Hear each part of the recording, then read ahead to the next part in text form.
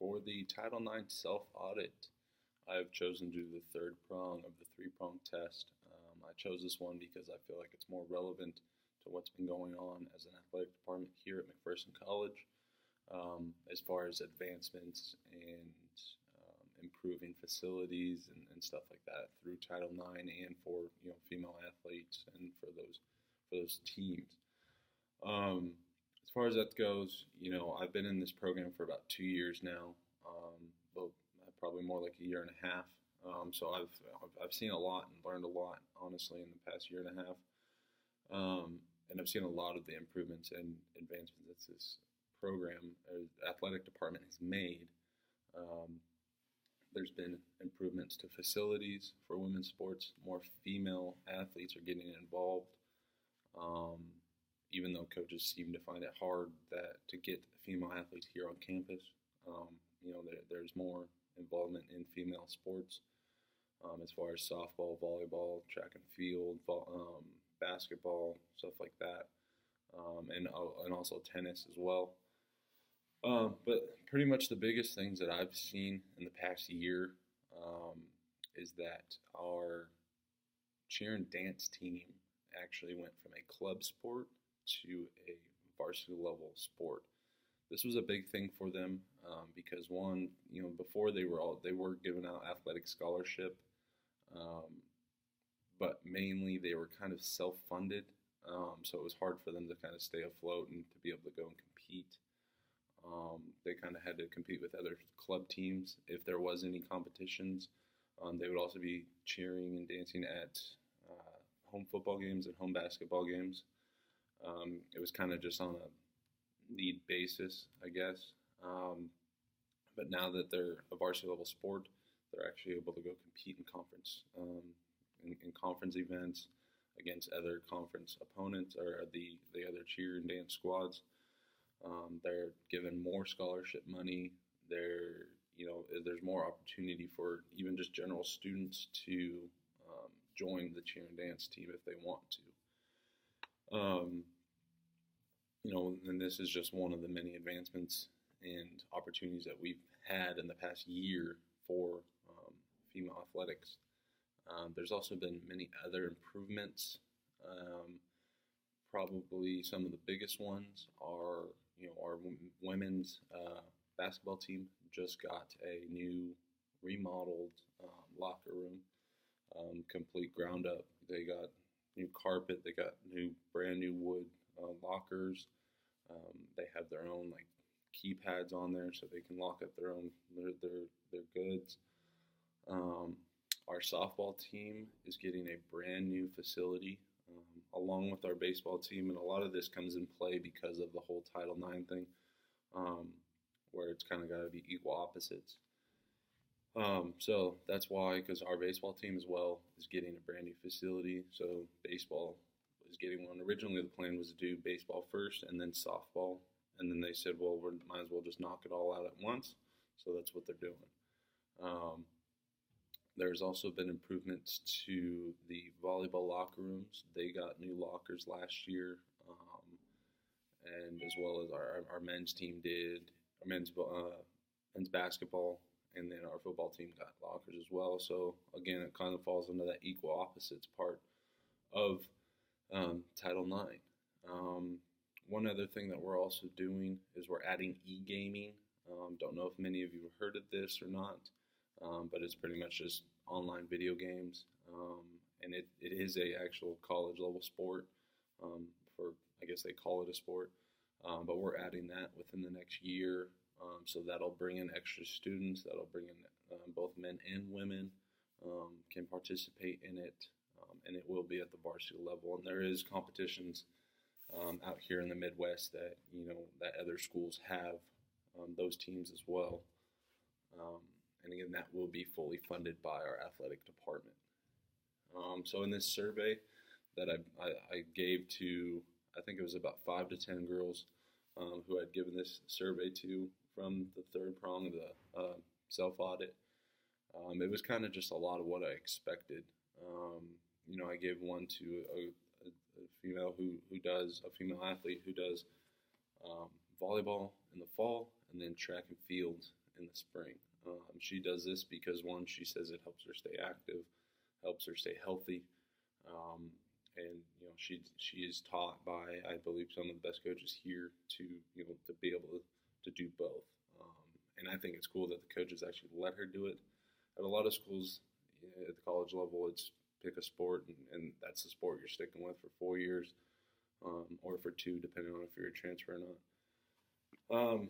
But yeah, it was mainly just just to kind of see what their interests were. I kind of tweaked a couple of the questions, and kind of just went off, and what they kind of had to say, and asked some questions to them, one-on-one, just kind of say, hey, like what brought you here?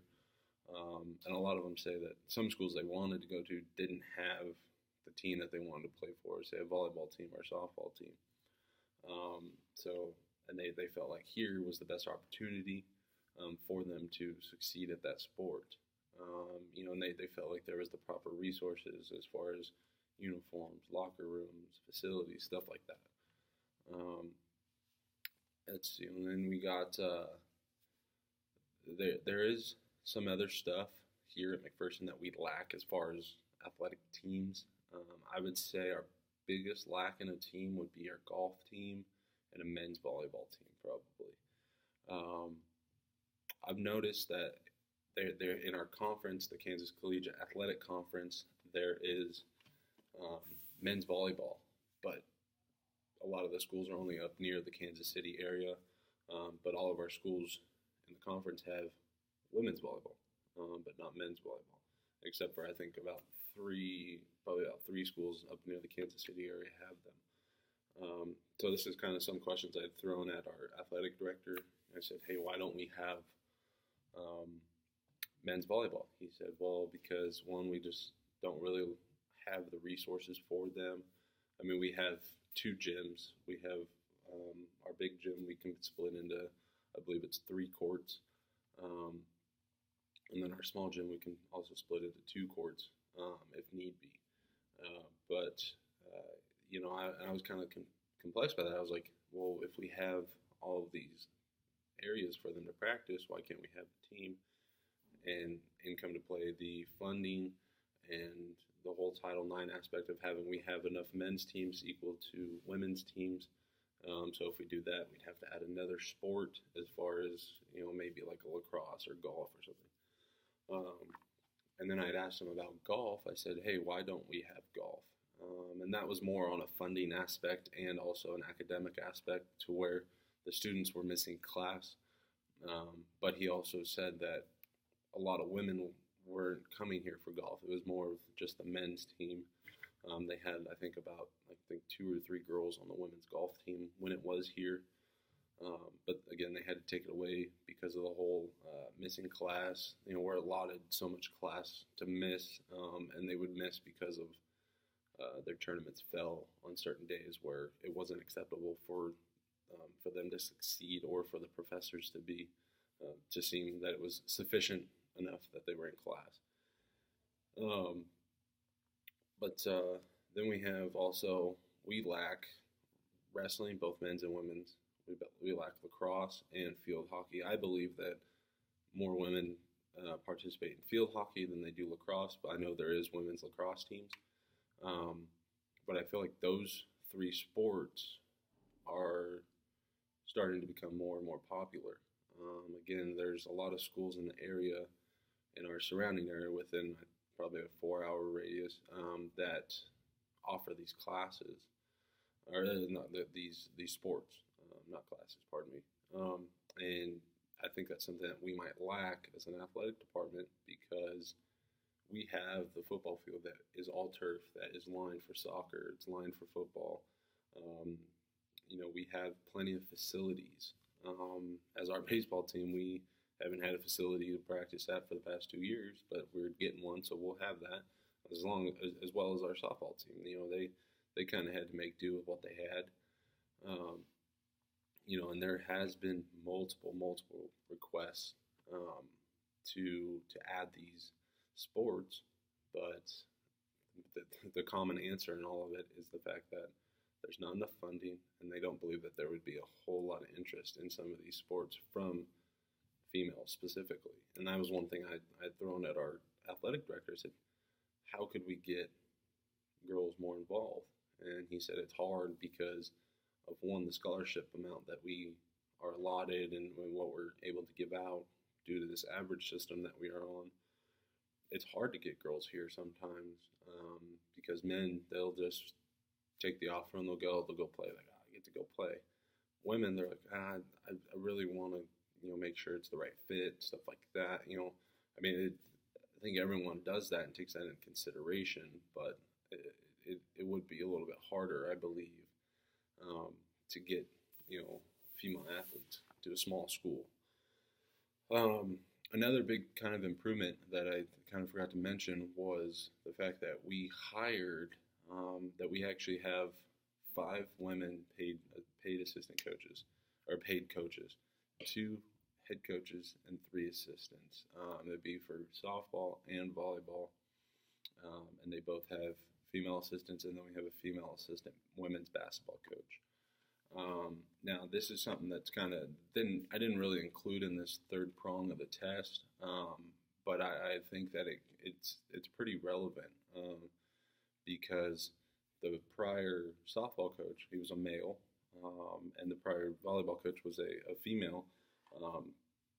But I think that was something that they did to, kind of draw some more interest from, other females bringing in for the softball team.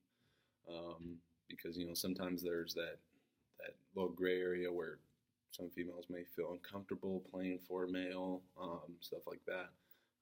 And that's something that our softball coach even kind of, in a I guess, quote unquote, off the record interview that I did with her, I just kind of sitting in her office asking her questions. She said that's pretty much why she got the job, is because she was the only female that had applied for it, and they previously had a male coach. So, and even asking her, I said, is it hard for you to get athletes here because of the lack of facilities and the lack of resources that you have? And she said at times it is, but she just constantly throws out there that, that they're making improvements, that we're taking the right steps in the right direction as a program, and making do with what we have. And I think that's a lot of the things that, small schools do, and even schools that lack, female athletics. I've come across plenty of these small schools that have 3 men's teams and 3 women's teams, and they get by.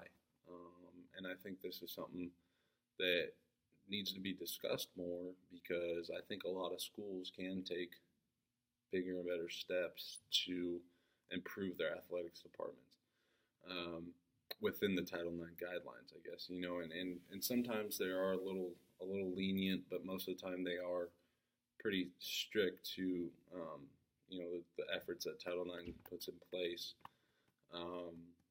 But yeah, so that's pretty much what I did, and I think, if I was an athletic director, I would take into consideration a lot of requests to improve in any aspect as an athletic department. I think athletic departments are constantly improving, and they need to, or else they're just going to stay stagnant, and nobody's going to get better.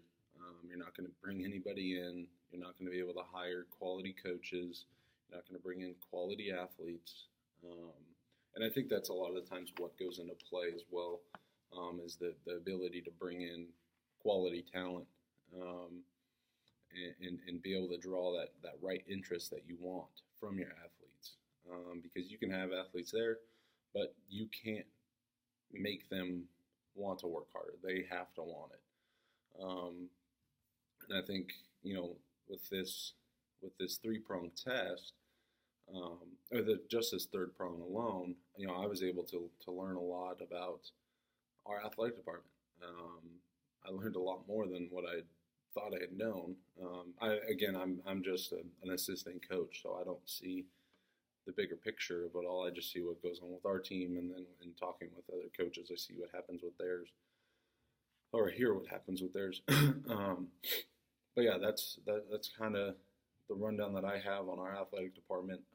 Again, and I know that we are taking the right steps towards improving female athletics, because some of the coaches, they do say, hey, like, we need more money, we need this, we need that. And it's like, okay, well, our athletic director is doing everything in his power to make sure that we have what we need to be successful. And again, he doesn't make all the decisions. It's people higher than him that make the decisions. But sometimes it's hard for people to understand that and know that. But yeah, so that's pretty much what my presentation is, guys. I know I kind of drew stuff out a little bit, but yeah, so appreciate you watching.